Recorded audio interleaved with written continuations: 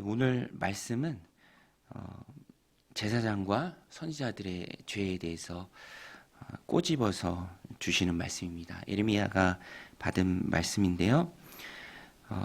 유다 백성들이 악하게 타락하고 하나님 뜻과는 전혀 상관없는 삶을 살고 악행을 저지르고 그러면서도 돌이킬 줄 몰랐던 이유 중에 하나는 종교 지도자들이 타락했기 때문입니다. 그래서 하나님께 말씀을 받지도 않았고 또 사람들이 악한 행위에서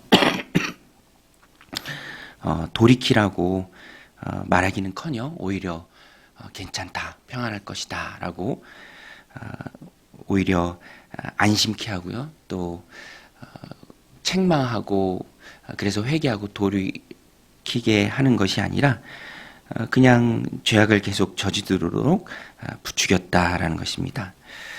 그래서 그 모든 선지자들 또 유다에 있는 제사장들, 이 종교 지도자들의 행위가 하나님 보시기에 악했고요. 또 힘쓰는 것이 정직하지 못해서 하나님의 심판이 이르고 또 그 땅도 저주를 받아서 초장이 말랐다. 오늘 본문이 말씀하고 있습니다. 10절에 보면 이 땅에 간음하는 자가 가득하도다. 저주로 말미암아 땅이 슬퍼하며 광야의 초장들이 마르나니 그들의 행위가 악하고 힘쓰는 것이 정직하지 못함이로다.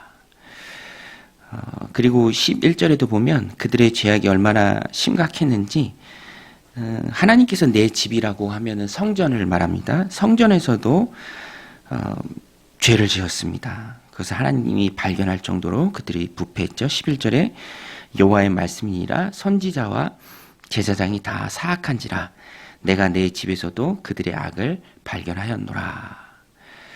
선지자들의 이런 부패한 모습들, 그들의 타락한 모습, 특별히 부패한 선지자들의 특징이라고 한다면은 거짓말을 하고요. 또 사람들을 악에서 돌이키게 하지 않습니다. 그것이 가장 큰 특징이죠. 돌이키게 하지 않아요. 악한 행동이 분명하고 그 악한 행동을 하는 자도 자신의 악함을 일말의 양심이 있기에 알 터인데 거기서 돌이키라라고 바른 길을 지도하지 않습니다. 14절에 보면 내가 예루살렘 선지자들 가운데도 가증한 일을 보았나니 그들은 간음을 행하며 거짓을 말하며 악을 행하는 자의 손을 강하게 하여 사람으로 그 악에서 돌이킴이 없게 하였은즉 그들은 다 내 앞에서 소돔과 다름이 없고 그 주민은 고모라와 다름이 없느니라. 악한 선지자들의 가장 큰 특징입니다. 귀에 듣기 좋은 소리를 하고요. 또 그 안에 욕심을 계속 부추깁니다. 그러니까 이렇게 말해서 듣지 않고 또 오히려 싫어할 것은 일체 말하지 않는 그 사람들이 바로 거짓 선지자들입니다. 악한 일을 한다면 자녀가 악한 행위를 하고 그런다면 당연히 책망하고 또 돌이킬 수 있도록 말하는 게 진짜 부모죠. 잔소리라는 것이 방법에 있어서 미숙할 뿐이지 그 내용만 보면 그것은 의심할 여지 없이 자녀를 향한 진심 어린 사랑입니다. 그런데 잘못 행하고 전혀 엉뚱한 길로 행하는 것을 보면서도 꾸중하지 않고 책망하지 않는다면 그것은 바른 부모가 아니듯이 유다 백성의 잘못된 모습을 그저 부추기고 오히려 더 그런 것을 행하도록 한다면 그것은 악한 자이고요. 또 거짓 선지자입니다. 몸이 아프다면 과정은 힘들지라도 정확한 진단과 처방을 통해서 필요하다면 수술이라도 해서 회복되고 다시 낫는 것이 중요하지 그저 그것을 덮어두고 괜찮다, 아무 문제 없을 것이다, 평안할 것이다 라고 말하는 것은 아주 잘못된 것입니다. 그런데 이 유다의 선지자들이 그랬습니다. 17절에도 보면 항상 그들이 나를 멸시하는 자에게 이르기를 너희가 평안하리라 여호와의 말씀이니라 하며 또 자기 마음이 완악한 대로 행하는 모든 사람에게 이르기를 재앙이 너에게 임하지 아니하리라 하였느니라. 하나님을 멸시하는 자들에게 이르기를 너희가 평안할 것이다. 또 자기 마음이 완악한 대로 행하는 모든 사람에게 이르기를 재앙이 너에게 임하지 않을 것이다. 이 거짓 선지자들의 가장 큰 특징입니다. 잘못된 모습을 꼬집어주지 않아요. 또 돌이킬 수 있도록 회개를 선포하지 않습니다. 예전에 어떤 영화에서 그 주인공 대사 중에 내가 이 청소년 시절에 그렇게 방황하고 뭐 집도 나가고 그럴 때 내가 삼촌이라 부르는 많은 사람들이 있었는데 단 한 명도 나를 혼내키지 않더라. 그래서 내가 더 잘못된 길로 나갈 수밖에 없었다. 그때 누군가 나를 때려서라도 바른 길로 돌아오게 했다면 내가 이렇게 되지 않았을 텐데 그런 사람이 아무도 없었다. 어른이 아니다. 이 선지자도 선지자가 아니죠. 여호와를 멸시하는 자에게 평안할 것이다. 멸시하지 말고 그러면 하나님 너를 가만히 두지 않는다. 돌이켜라 라고 말해야 진실한 선지자인데 그렇지 않았다라는 것입니다. 거짓 선지자들의 가장 큰 특징이죠. 오늘날은 어떻습니까, 여러분? 오늘날에도 제가 보니까 귀에 듣기 좋은 말들이 여기저기에 많이 있죠. 죄악을 꼬집고 돌이키라 말하는 것이 진짜 선지자이고 또 하나님의 말씀인데 그렇지 못한 부분들도 있다라는 것입니다.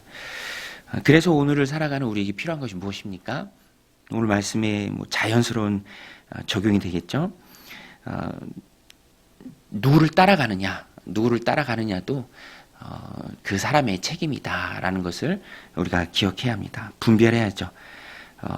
진실한 하나님의 선포되는 말씀인지 그렇지 않으면 인간적인 그런 가르침인지 내가 잘못하고 있을 때도 그것을 책망하는 것이 아니라 그냥 괜찮다라고 덮어둔다면 그것은 잘못된 가르침이다라는 것입니다.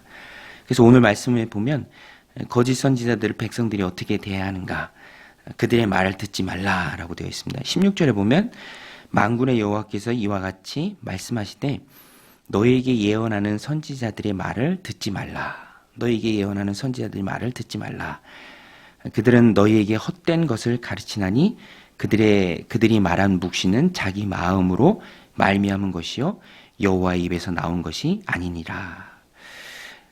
여호와의 입에서 나온 하나님 주신 말씀이라면 하나님이 도구로 쓰시는 그 선지자, 그 지도자를 통해서 선포되는 말씀에 당연히 순종해야죠. 그런데 하나님께서 받은 말씀도 아니고 자신의 유익과 욕심을 위해서 평안할 것이다, 괜찮을 것이다, 귀에 달콤한 말만 선포하는 선지자라면 그의 말을 듣지 말아야 한다라는 것입니다.